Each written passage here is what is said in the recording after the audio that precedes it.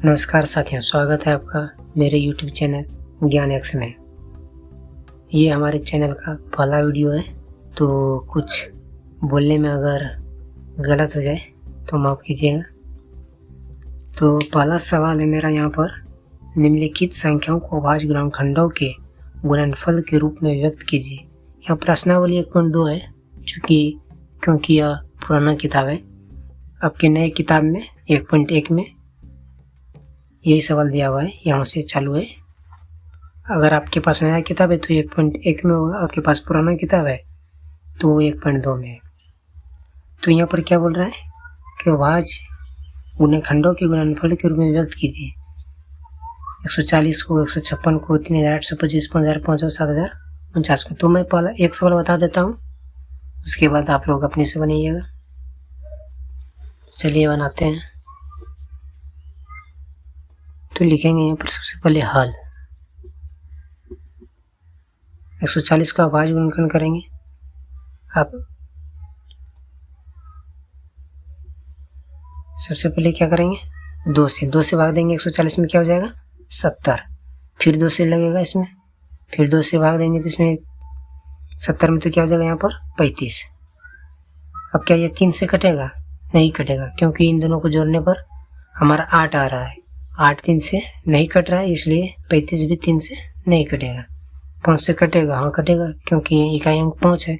अगर इकाई अंक पे 5 या 0 रहता है तो वह संख्या 5 से विभाजित होती है। तो यहाँ 5 से कटेगा कितना बार में? 7 बार में। तो अब यहाँ पर लिखेंगे अतः 140 का अभाज्य गुणनखंड बराबर 2 गुना 2 गुना 5 गुना 7। ये मेरा आंसर। उम्मीद करते हैं अब आगे का सवाल 2, 3, 4, 5 आप लोग बना लेंगे।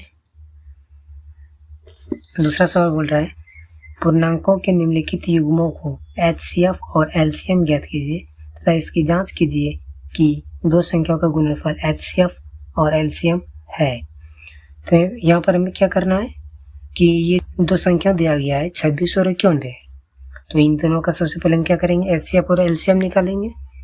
उसके बाद जांच करेंगे कि इन दोनों संख्याओं का गुणा, इसका जो HCF और LCM आएगा उसके गुणन के बराबर है क्या नहीं, ये जांच करने के लिए बोल रहा है बाद में।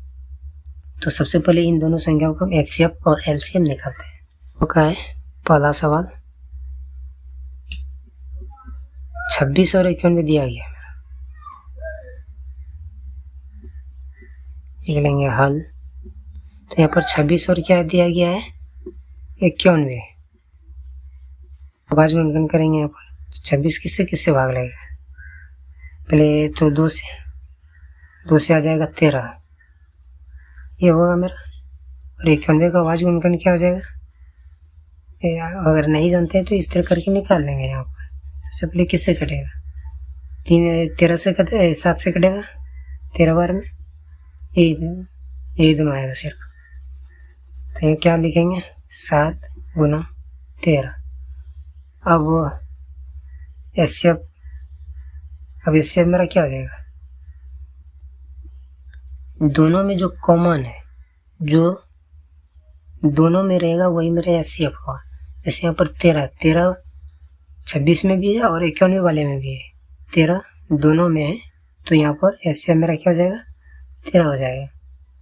और LCM में क्या होगा, LCM में 13 तो लिखेंगे ही। पहले हम HCF वाले पे 13 आया है तो उसको लिख लेंगे पहले। उसके बाद क्या करेंगे, जो बाकी जो बचा है 2 और 7 बचा है उसको भी यहाँ पर हम लिख लेते हैं। तो अगर इसको हम गुना करेंगे तो 91 2 182 आ जाएगा, 182 हो जाएगा। अब हमको क्या करना है, अब हमको करना है जांच। यहाँ पर जांच करने के लिए बोल रहा है ना, तो यहाँ पर देखिए जांच करने के लिए बोल रहा है, इसकी जांच कीजिए कि दो संख्याओं का गुणनफल एचसीएफ और एलसीएम है, यानी कि इन दोनों संख्याओं का जो गुणनफल है एचसीएफ इंटू एलसीएम के बराबर है क्या नहीं, तो वही यहाँ पर जांच करेंगे हम।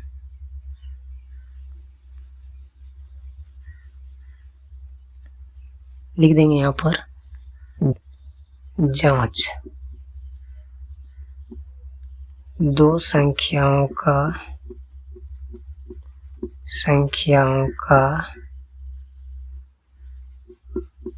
गुणनफल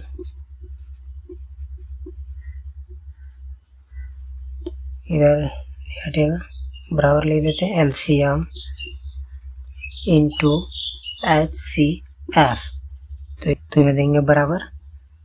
तो दो संख्या मेरा क्या क्या था, एक था 26 और 91, और एलसीएम मेरा क्या निकला था, एलसीएम निकला था मेरा 182, और एचसीएफ क्या था मेरा, एचसीएफ था 13। अब इन दोनों को गुना करेंगे, 26 इंटू 1 क्या हो जाएगा 26 करीब 6, शेष मेरा कितना रह गया 2। अब 26 गुना 9 कितना होता है 234, 234 में 2 जोड़ देंगे क्या हो जाएगा 236, 23 66 है। अब इधर देखेंगे 23 66 अगर आया तो मेरा सही है, जांच। तो 13 गुना 2 क्या हो जाएगा 26, शेष रह गया 2, 13 8 चलो उधर से 104 में 2 जोड़ेंगे तो क्या हो जाएगा 106, तो शेष मेरा रह गया 10, 13 गुना 1 13, 13 10 23।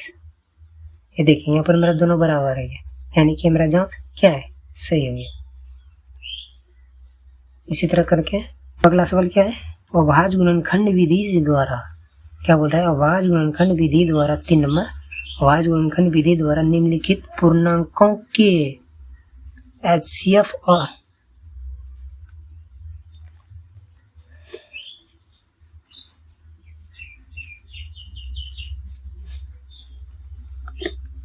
अब आगे हमें क्या कर रहा है अगला सवाल, अभाज्य गुणनखंड विधि द्वारा निम्नलिखित 3 नंबर, अभाज्य गुणनखंड विधि द्वारा निम्नलिखित पूर्णांकों के एचसीएफ और एलसीएम ज्ञात कीजिए।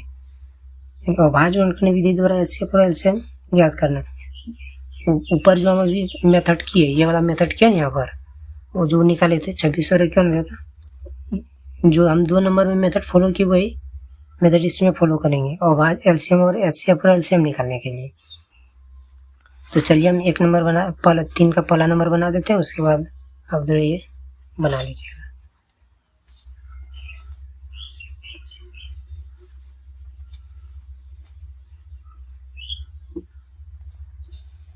तो पहला नंबर यहाँ पर क्या बोल रहा है 12 15 और 21 है, तो लिख लेते हैं यहाँ पर 3 नंबर, 3 का हम आई बना रहे हैं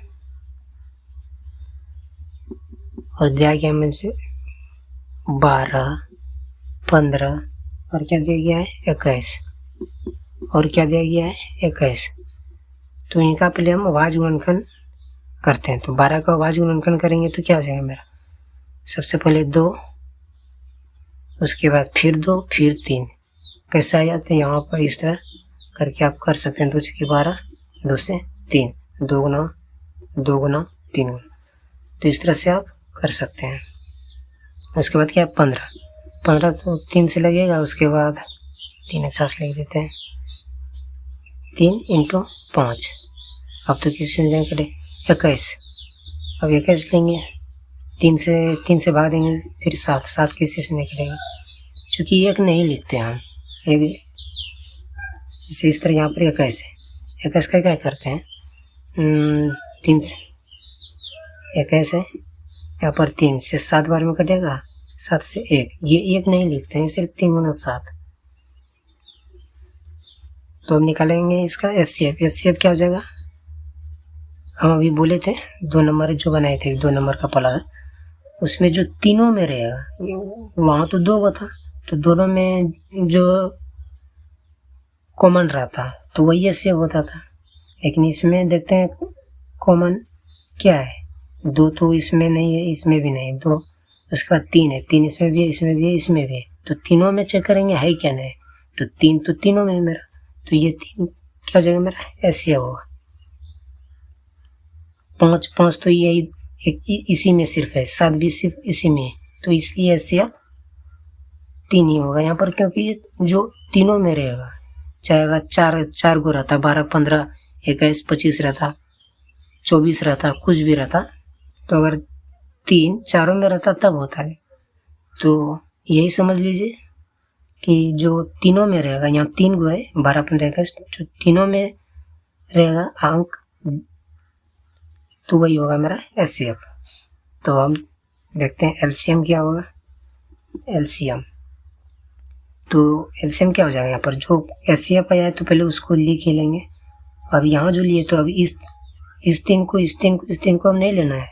अब ये तीनों तो आ गया यहाँ पर HCF, हम तो HCF ले लिए। उसके बाद यहाँ क्या करेंगे, जो बचा है, इसमें 2 बचा ले लेंगे, 2 गुना 2, इसमें क्या बचा, 5 बचा, 5, इसमें क्या बचा, 7 बचा, 7। अगर अब इन सबको हम करते हैं गुना, तो 2 दूनी 4, 5 20, और 20 गुना 21, 420 आ जाएगा। 20 गुना 21, 420। तो मेरा LCM हो गया मेरा 420, HCF क्या हो गया मेरा 3। तो आप देखते हैं यहाँ पर क्या बोल रहा है, हाँ, इसमें सिर्फ LCM और HCF ही याद करना। तो यही हो गया मेरा आंसर। वीडियो अच्छी लगे तो वीडियो को लाइक, चैनल को सब्सक्राइब जरूर करें। मिलते हैं अगले वीडियो। धन्यवाद।